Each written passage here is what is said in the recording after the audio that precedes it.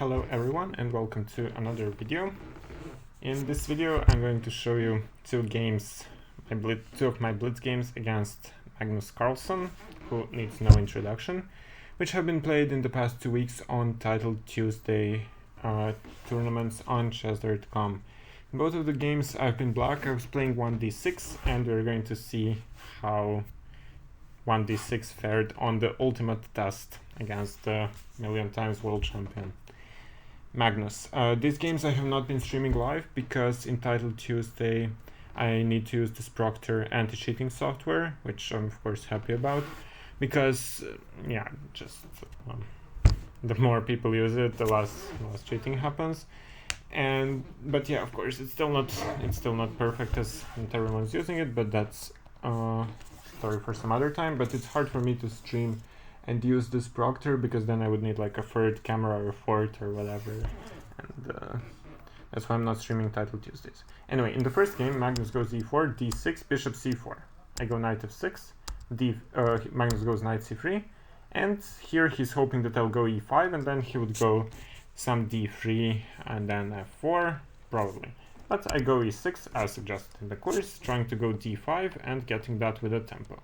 And after that, Magnus goes bishop b3, I go d5, goes e5, knight d7, f4. And now when I go c5, I get a very good version of the French, because this bishop is simply not ideally placed here, it hits this pawn. And yeah, I have very successfully solved all of my opening problems. The game goes knight f3, knight c6. I could have also gone c4, bishop a4, but still I cannot really trap the bishop, as after a6 he can take and go d4. And then, okay, I'll have the bishop pair, but this bishop is going to be stuck. And that's why I went knight c6, knight here, b5. I'm trying to see space here, because as the bishop is not ideally placed here, I didn't really feel like I have to take it. Magnus goes c3, c4, bishop c2. Now the bishop stayed alive, but I go knight c5, and now if I don't know if I want to go here knight d3, but I want to go b4 and bishop a6, maybe some knight d3 later on, and hopefully the bishop on c1 will be a big problem. Magnus goes d4, I take, he takes, and yeah, now I probably was supposed to take on d3, take, and then go b4 followed by a5, bishop a6, and I think I have a very good position. But I decided to go b4 immediately, which is hardly a mistake, but at least it allows bishop c2, and the bishop stays here. I'm not sure how good that is when I could have taken it immediately with the knight, because now the bishop is relatively active.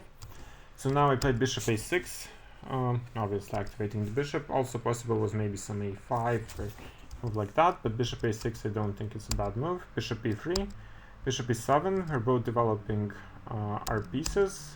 Castles, b takes c3, b takes c3, rook c8, and here I simply cannot really understand why I was playing like this. Rook c8, I'm allowing f5. He goes king h1, I'm castling, I'm allowing f5, and there is zero need to allow this. So what I should have done, I'm pretty sure, is just to go g6, never to allow f5 anymore, and then I can go, oh sorry about that, then I can do all of these things I want to do with rook c8, castles, and f5 is never going to happen. It's going to be much harder for white to attack. But yeah, rook c8, here castles f5, and now, okay, like I can also play knight e4. This is another logical move.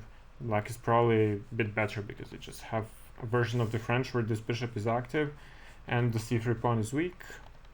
And yeah, I have achieved everything out of the opening. And now f5 I just take. It's not really an issue there, even though the engine says I should castle.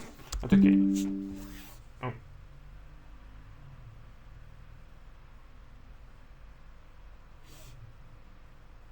What's going on? I haven't been searching for a game.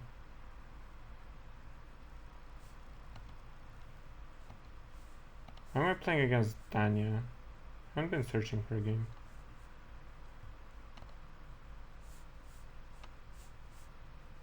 What's going on here?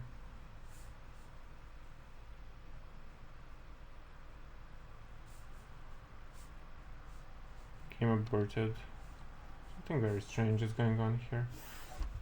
Maybe maybe I'll have to ask Shazard.com about this. Anyway, I really have no idea what it was thought about. Anyway, castles, f5, and yeah, now I took this pawn. I was a bit scared. I could have gone 94, but then I was kind of scared of this f6 and some attack, but it doesn't really exist. I can do whatever I want. He cannot really checkmate me. But yeah, after e5, bishop f5, 96. I played 96. But then Magnus was just in time to go rook f2, and then he wants to go knight d4. He can't. If he manages to go knight g3 or knight d4, then my bishop will have no purpose here anymore. That's why I took that knight. Rook takes, g6, bishop h3. But now white is the one who is pressing. White is the one who is pressing for a win. Like knight a5, queen d3, queen c7. I mean, I was trying to go to towards c4, but yeah. Bishop is causing huge problems. Before it was such a bad bishop, I should have taken it so many moves ago, and here it was causing problems.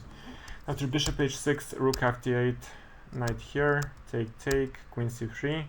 I was trying to like go for the endgame, change the queens, but after takes, simply the endgame is...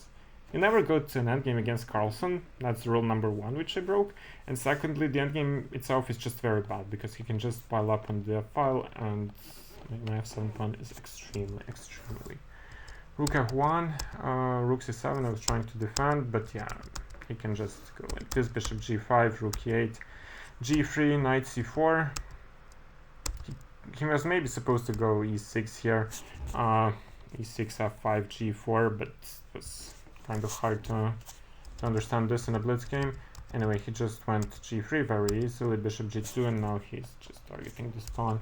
I went h6 when, of course, I was down low on time. Then I blundered bishop d5, h5, rook f7, which Magnus has seen. Knight t3. I was trying to like make something work tactically, but even this is lost. But he found the best continuation: rook f8, king g7.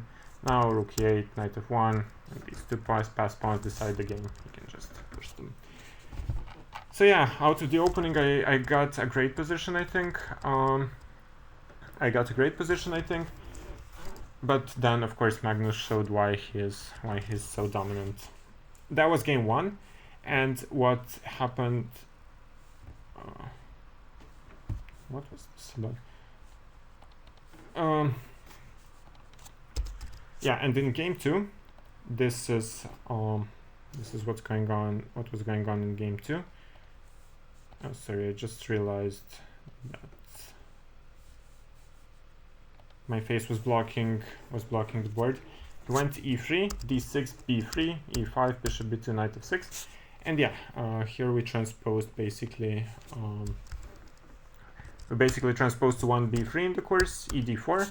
Now, if they take with this pawn, then you go d5, and the bishop is quite blocked here. And for that reason, they usually take with the queen, knight c6, queen d2. But now, after d5, knight c3, bishop e6, black is already more than fine. And after long castles, here I would start, like, again out of the opening, I achieved a very good position. But the problem is, now it's head versus head, where Magnus is a bit stronger than me, unfortunately. And I made a mistake immediately. I didn't play bishop b4, I played bishop c5. I have no idea, because this is so logical. It threatens knight e4, so a3, knight e4 doesn't work, because then I can take here and take on a3. So he would have to spend a move on f3, then I can go queen e7, long castles, and make all of these moves. And when I played bishop c5, he goes knight h3, and now queen e7, I have the same idea, maybe bishop a3 and so on. He goes bishop b5, and yeah, now the problem is that he didn't have to spend a move on f3, because he didn't play bishop b4. And now I decided to play bishop b4. I briefly considered take and long castles, but I thought this is very dangerous, like after knight a4, bishop b6, and the engine just says that the position is very good for me, like knight e4, that's something. But my king didn't feel safe, and I didn't go for it. And without long castles, bishop h3 makes no sense. Same thing goes with one long castles, then bishop c6 and knight f4 was a problem. But after so I went bishop b4, and I wasted the move compared to bishop b4 earlier. And after knight f4, I went knight e4, but now it's not the same. Magnus goes queen d4, and I'm too late. I haven't managed to castle, Now I have a big problem. And here I spent like almost a minute, and I took bishop c3, and I long castled. I was hoping for that now there will be some things hanging. I saw that after bishop c6, bc6, which happened in the game queen a7, there is knight c3. It's not ideal for him. And I've also seen that queen g7 there is the rook g8, and this will hang in the end. But yeah, this is why CARLSEN is so good. He takes bishop c6, bc6, and this is this universal style of his, this amazing amazing ability to combine positional and tactical play in the best possible scenario. So he goes bishop b4, getting rid of this. I have to go c5 because knight queen f6 I'll just lose. Queen f6, knight f6, bishop e7. Strategically I'm totally lost. I have to go c5, and I thought already he blundered. I was quite happy here. And then he plays this move f3, which of course he calculated in advance. Like leaving two pieces hanging, and he just goes here and he's winning. And why is he winning? Because I cannot move the queen to protect this pawn. If I move the queen over, bishop c5 happens. And if I capture some, if I go knight f2, bishop c5, obviously it's a huge problem. Everything hangs. I'll get the exchange, but I'll lose everything else, including my king, in a few moves. And if I take c before, fe4 happens, a7 is hanging. I probably go here, and this is just a pawn down with a worse position and a weak king. This is that lost. So in the game I took the queen, bishop e7, knight f2, but after bishop d8, rook d8, d4, he's just a pawn up. On the queen side, he has a better knight than my bishop. I'll get the exchange back, but it won't help me much. And yeah, after knight d3 takes. This is a totally lost endgame, because the knight on c5 is just very dominant, much stronger than the bishop.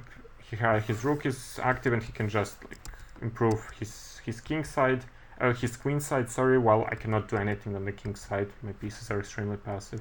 I tried h3, g3, c6, but yeah, he can just push these pawns down the board, and there is absolutely no counterplay ever. And I could have really resigned, but okay, this is blitz, and I was trying to play a couple of more moves, but then I resigned. So yeah, what can I say? It's always, this is what every chess player hopes of, dreams of, like leading Title Tuesday, playing Magnus for leading any tournament, playing against the strongest, arguably the strongest player who has ever lived, fighting for first place for prizes. But yeah, I had great positions out of the opening. With d6, he didn't really punish it, but of course when it came to head versus head battles, he is still stronger than me. Hopefully that will change at some point. Okay, I hope this short analysis was instructive for you. Thanks to everyone who was watching, and have a great rest of your day. Thanks again. Bye.